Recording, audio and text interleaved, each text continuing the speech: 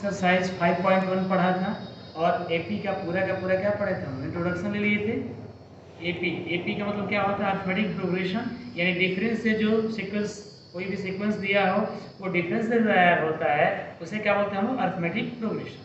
Arithmetic progression में हमको मिल गया था एन टर्म निकालने का formula, n is equal to A plus N minus one into d, n equal to A plus N minus one into d, where a क्या है first term, N क्या होता है नंबर ऑफ टर्म, डी क्या होता है common difference, और N term को ही हम लोग क्या बोलते हैं, लास्ट टर्म भी बोल जाते हैं, एल लिखा जाता है।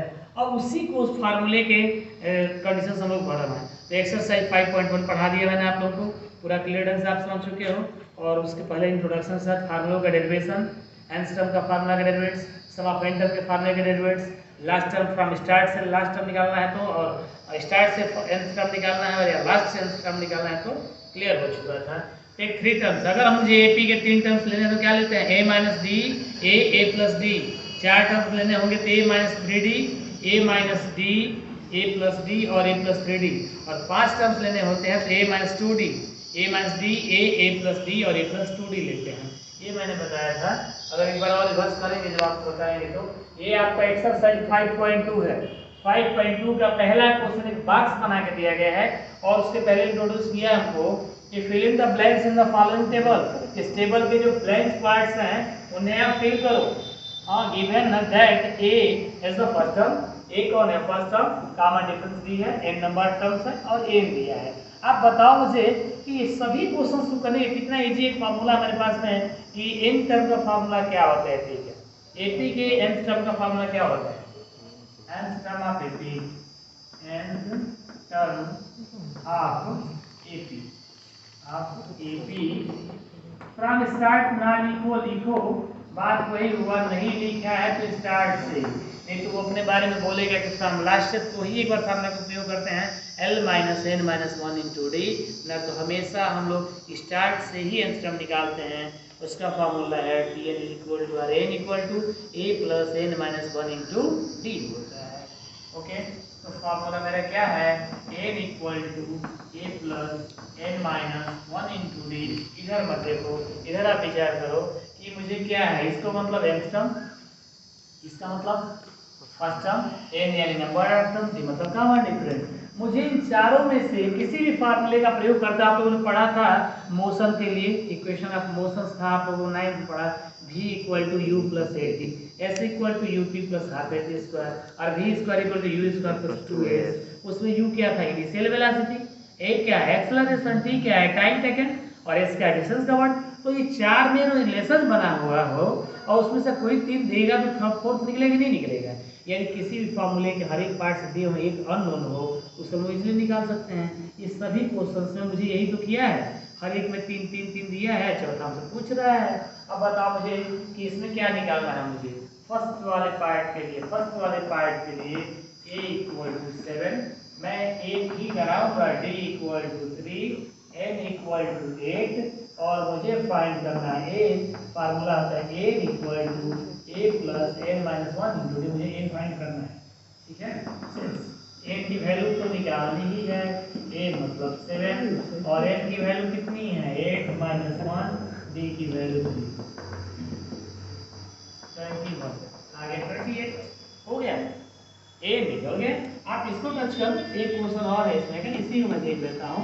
फोर्थ नंबर पार्ट आपको क्या क्या दिया है, फोर्थ नंबर पार्ट में आपको दिया है a इक्वल टू माइनस 18.9 और d इक्वल टू दिया गया है 2.5, और n मुझे फाइंड करना है, और n दिया गया है कितना है 3.6।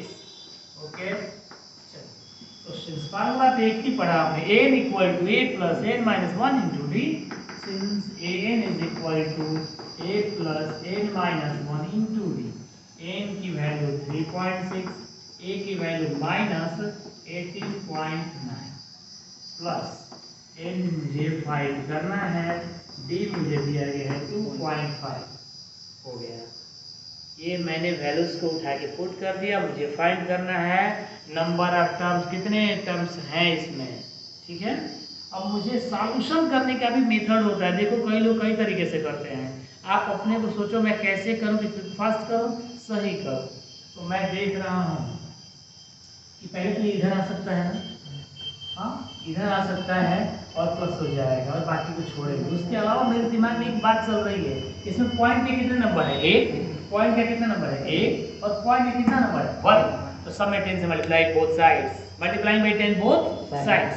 तो दोनों साइड्स में 10 से मल्टीप्लाई करेंगे तो मेरा पॉइंट क्या है 36, और ये इधर आ जाएगा plus 89, 189 is equal to 25 bracket में n माइनस 1। ओके 9 6 15 का 5 1 बचा, 8 9 3 12 1 225 25 और माइनस 1, और ये इसको कैंसिल कर दिया हम लोगों ने, तो ये n minus 1 equal to 9, so we can say that n equal to 9 plus 1 are n equal to 10। इसके बाद के हर एक क्वेश्चंस आप लोग कर सकते हो, मैं इसके उम्मीद करता हूँ। कोई प्रॉब्लम हो तो आप लोग कमेंट बॉक्स में कमेंट भी कर सकते हैं, कोई कंफ्यूजन हो, कोई दिक्कत हो। लेकिन मैं इस बात का निश्चित दावा करता हूँ आपको कि अगर आप ध्यान से पूरे पार्ट्स को, पहले वाला वीडियो जिसमें इंट्रोड्यूस किया, मैंने पूरे फॉर्मूले को डेरिवेट्स करा, प्रूफ भी करा है, फर्स्ट वाला पार्ट का वीडियो एपी का 10th क्लास का, सेकेंड वाला एक्सरसाइज को कंप्लीट कराया है, और ये देखते जाएंगे, लगातार देखेंगे सिस्टम से, और कंप्लीट वीडियो देखिए, आधा अधूरा देखेंगे नहीं समझ में आएगा आपको।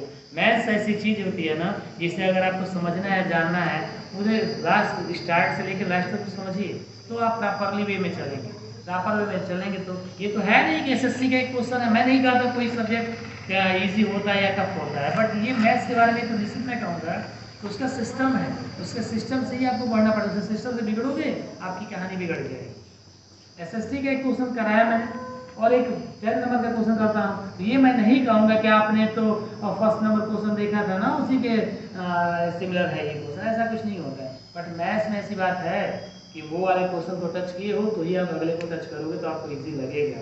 इसलिए मैं आपको निश्चित कहूँगा कि आप पूरे वीडियो को अच्छे से बढ़िया से देखते जाएंगे, रेगुलर कंप्लीट देखो, मैं दावा करता हूँ कि आपको समस्याएं कम होंगी।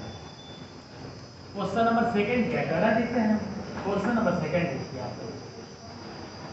I have choose the correct choice in the following justify 13th term of an AP इतना is ऐसे लिखा गया है।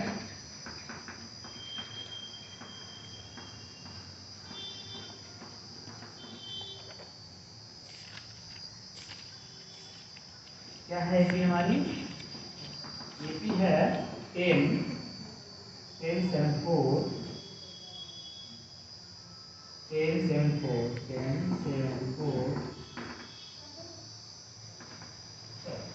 ये पीडीएफ सीक्वेंस हम लोग जानते हैं करना है इसको।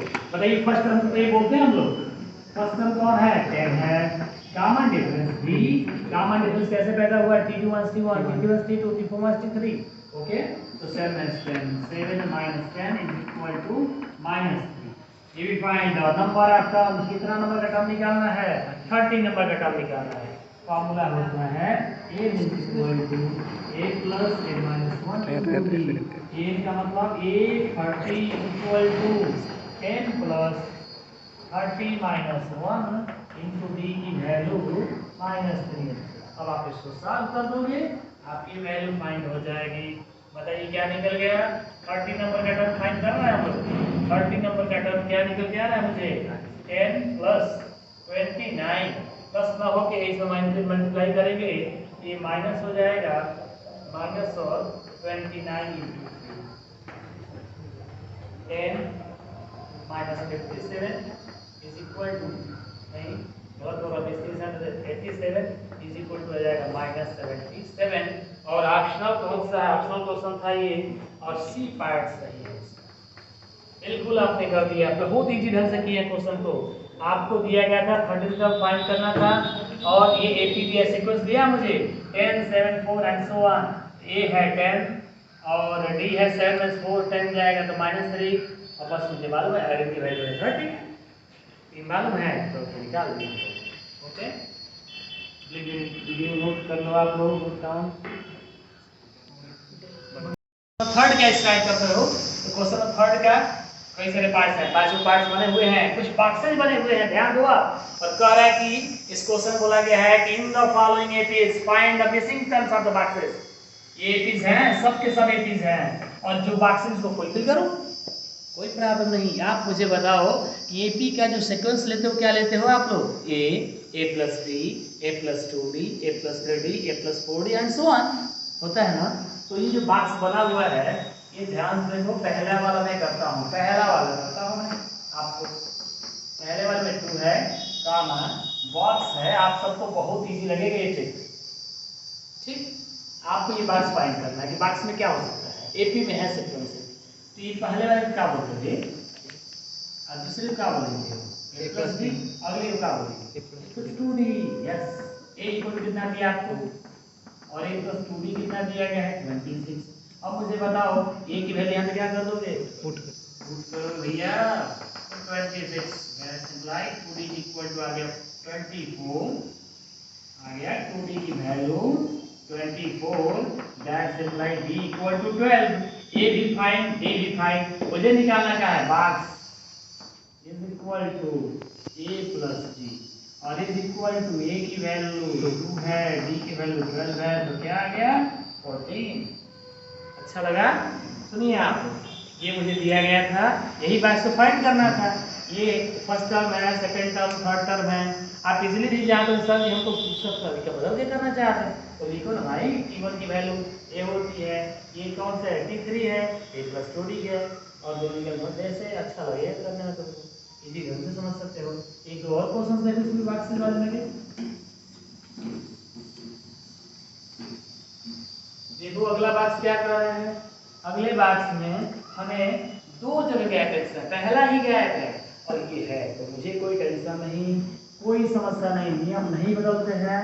मैथ्स कहता है कि मुझे अगर फॉलोइंग नियम से जानते हो तो मैं बार बार आपको गड़बड़ी नहीं करने दूंगा, एक ही रूल से चलूँ ना मैं, बट कंसेप्ट तो समझ। ए है, ये a प्लस बी है, ये a प्लस 2d है, और ये कौन है? a प्लस 3d है। ओके, हो गया इक्वेशन दो साफ करो, हो गया। बताओ मुझे पहला तो नहीं मालूम, क्या मालूम है? a plus b equal to 13, और क्या मालूम है? a plus 3d is equal to 3, और solve it. Solve from equation 1 and 2।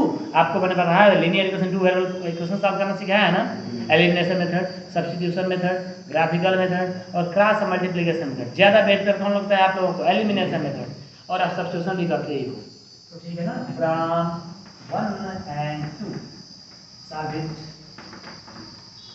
a plus 3d की वैल्यू 3, इक्वेशन सीख लीजिए सॉल्व करना है, ऐसे बहुत सारे क्वेश्चन मिलेंगे सॉल्व करने को, ऐसे ही आप करोगे सॉल्व। तो साइन चेंज कर दो, सब्ट्रैक्टिंग, ये से कैंसिल हो गया, ये माइनस 2d, और यहाँ पे कितना है भैया? 10 आएगा, तो d इक्वल टू आ गया 10 by minus 2, that's imply d is equal to minus 5। Putting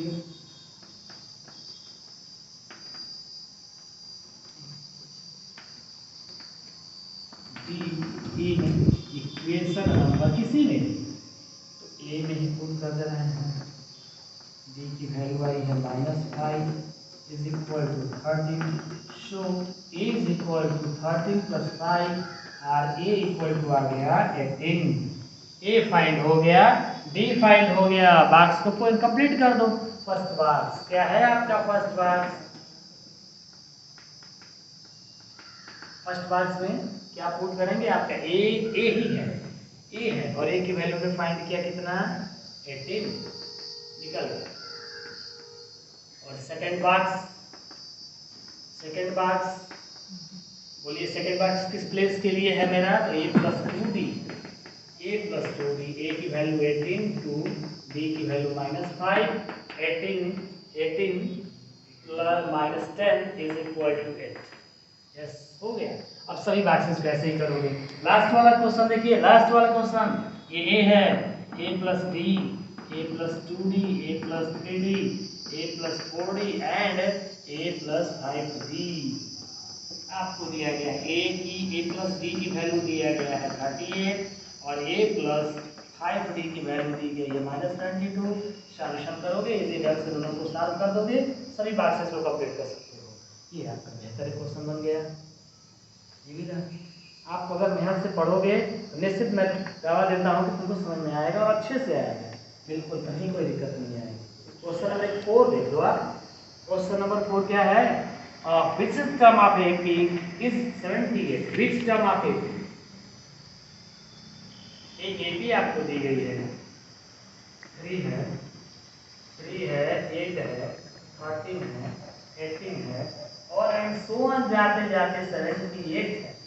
और पूछा गया है, देखिए क्वेश्चन एक आपको एपी दे करके पूछा गया विच टर्म इज 78? कौन सा टर्म है जो 78 है सीक्वेंस का? मैंने माना let n term of given AP is 78। मैंने माना कि n टर्म जो AP का है वही क्या आएगा? 78 होगा। तो फॉर्मूला क्या होता है? a equal to a plus n minus 1 into D. a की वैल्यू 78, a की वैल्यू 3 और n तो आपको फाइंड करना है। d की वैल्यू 8 में से 3 या 30 में से 8 को माइनस करने से कितना आएगा? 5 हो गया। देखिए n की वैल्यू ये, a की वैल्यू 3 और n तो निकालना है आपको। d की वैल्यू 8 में 3 गया तो कितना आ गया? 5।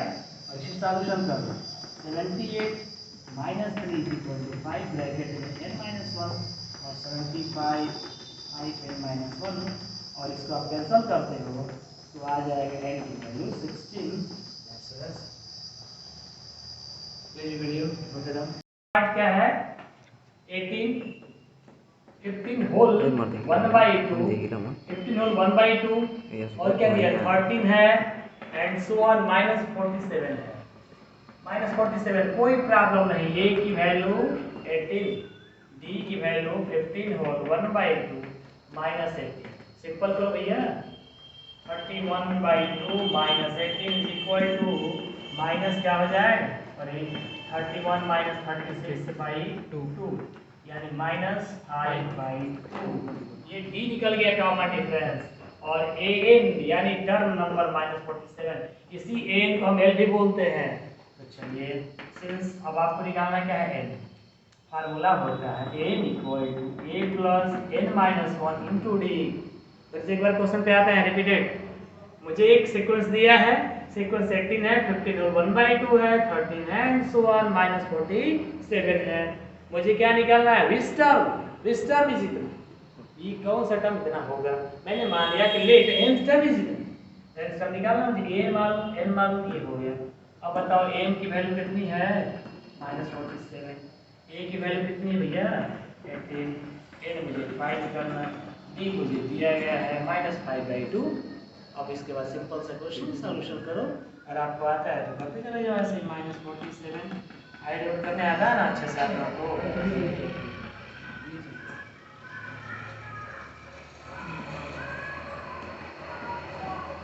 65 का 65 ये 2 इधर चला जाएगा इक्वल टू माइनस 2 ब्रैकेट में माइनस 1 माइनस से माइनस में कैंसिल कर दो और ये कटेगा 35 और 26 इक्वल टू n माइनस 1 और that's imply n equal to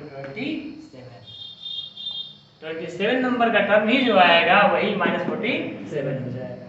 ये सब डिजिट्स का जोड़ है, ये सब तो सिंपल सी चीज़ है, इस पर ध्यान नहीं देना बहुत ज़्यादा, बस शुद्ध होना चाहिए। ध्यान देने मतलब ये नहीं कर रहा हूँ कि नहीं आप सबको आता है, आपको रूल्स सीखना होता है ना। पढ़ रहे हो एपी चैप्टर तो यहाँ पे क्या पढ़ रहे हो? रूल्स सीखने का प्रयास कर रहे हो कि रूल्स क्या होते हैं। ठीक, अगला एक क्वेश्चन और है। Check whether -1 and 50 is the term of a given a sequence. एक ये अच्छा सा क्वेश्चन है, अच्छा सा क्वेश्चन है, इसे जरूर देख लीजिए आप लोग।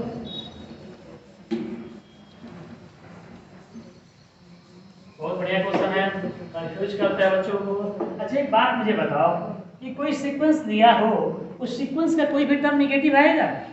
सॉरी, सीक्वेंस का नंबर ऑफ टर्म्स जो होंगे कभी n की वैल्यू नेगेटिव आएगी? नहीं, 10 टर्म्स हो जाएंगे। कोई सीक्वेंस बनाया है उसमें 10 टर्म्स, 8 टर्म्स, 20 टर्म्स ऐसे टाइप का आता है। ये तो होता नहीं ना कि n इज इक्वल टू -5 आ जाए, नहीं।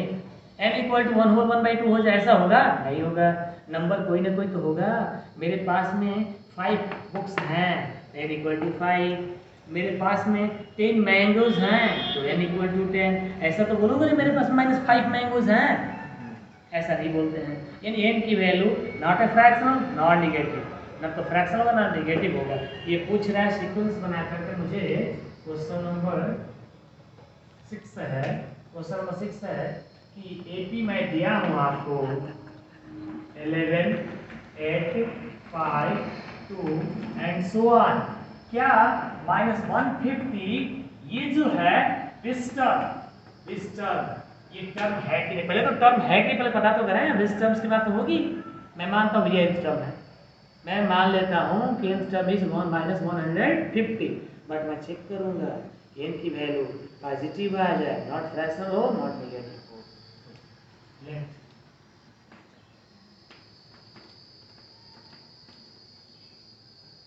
कंसीडर कर दिया, हमने ऐसा कंसीडर किया है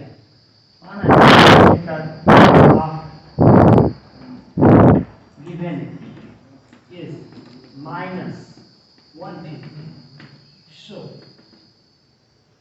a equal to 11, d equal to at -11 equal to -3 और an is equal to -150 लेके चल रहा हूँ मैं, तो मैं n फाइंड करने जा रहा हूँ।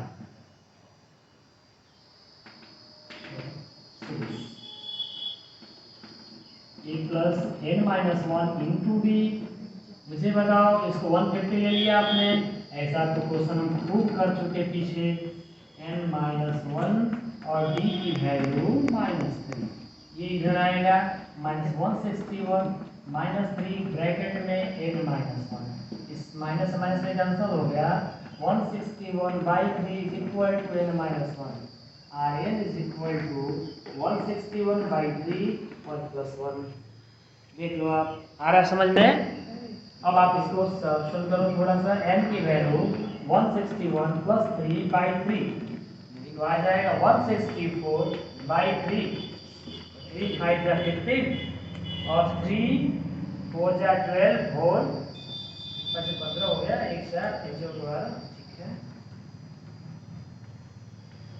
हम लोग करेंगे नॉट सो इस कैसा नंबर आया, जो आया वो कैसा नंबर आया, मैंने अभी आपको बताया, ना तो फ्रैक्शनल होगा और ना ही नेगेटिव होगा, तो number of terms so we can say so -150 is not any term of given AP. ये नहीं कह रहा हूं कि किसी भी एपी का होगा ही नहीं, मैंने अपनी जो दी गई एपी है इसका जो -150 है कोई टर्म नहीं होगा। ऐसा क्यों बोल दिया कि नहीं होगा, ऐसा क्यों कर दिया मैंने कि नहीं होगा, बताओ। देखो जो सीक्वेंस दिया है, सीक्वेंस का फर्स्ट टर्म है a इक्वल टू डिफरेंस है, और लेकिन मैंने जब सॉल्व किया तो n की वैल्यू जो आई वो क्या आ गई, फ्रैक्शनल आ गई। मैं बोलूंगा कि ना नहीं होगा, m की वैल्यू जो फ्रैक्शनल आई है मैं मानूंगा नहीं, -150 is not any term of the given sequence. Okay, ठीक, नोट कर रहे हैं आप।